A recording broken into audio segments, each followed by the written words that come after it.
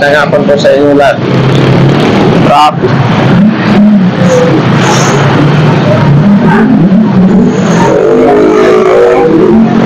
Yan po, papuntang bago sa bunga ng Taytay. Yung Taytay Arena. Yan, magandang hapon po. Yan po, nagkakabuhol-buhol ng traffic.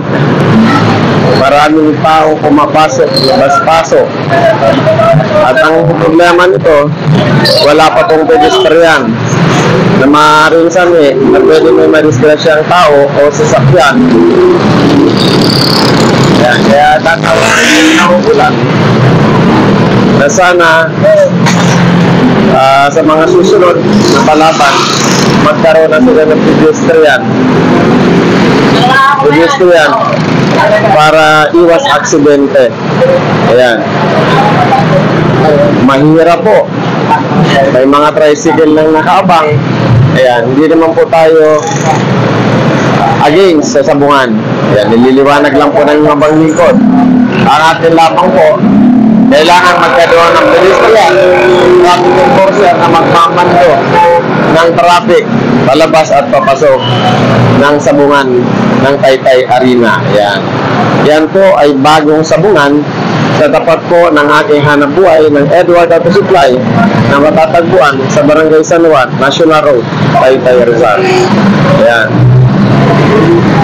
Kaya sana sa kinaukulan sa Taytay Arena, maglagay po sana tayo ng traffic enforcer. Ayan, pwede tayong mag-request sa barangay, sa munisipyo para maiwasan po natin ang pwedeng mangyaring aksidente. Yan. Yan naman ay ang kikita ay makakadagdag sa kita ng munisipyo o makakatulong sa mga tao. Yan. Hindi po tayo against. Sinulit po natin, hindi tayo against sa bagong sabungan na itinayo dito sa Taytay. Yan. Yan, Taytay Arena. Yan.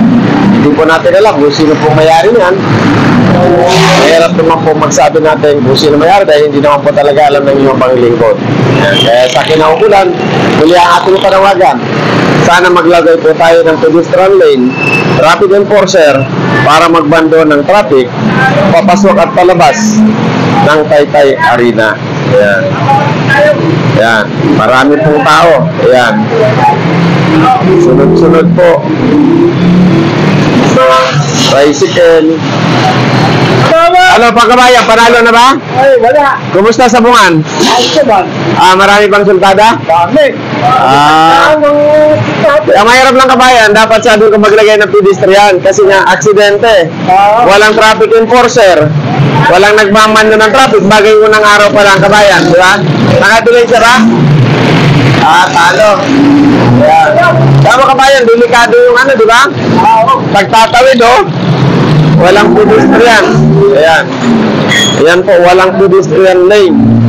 Ano, panalo? Panalo? Puro diado. Puro diado? Mga diado. Ayan. Ito yan po ay bagong sabungan, Taytay Arena.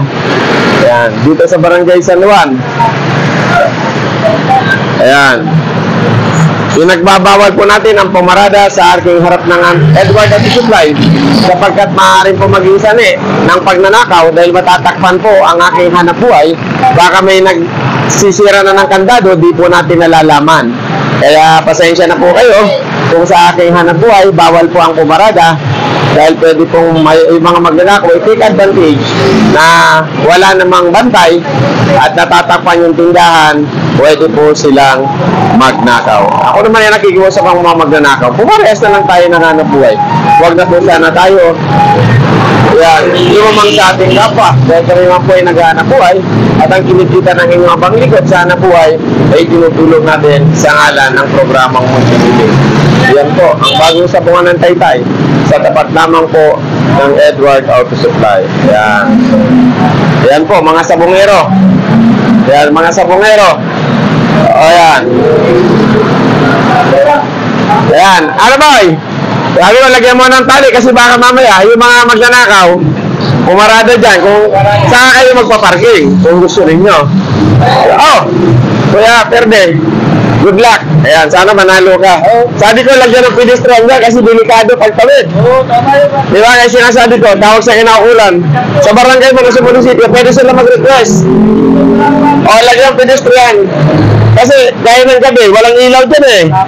Marami nang namamatay dyan. Bakit? Malapit ang cemetery, oh. Ni Kapitan Russell Valera. Pwede.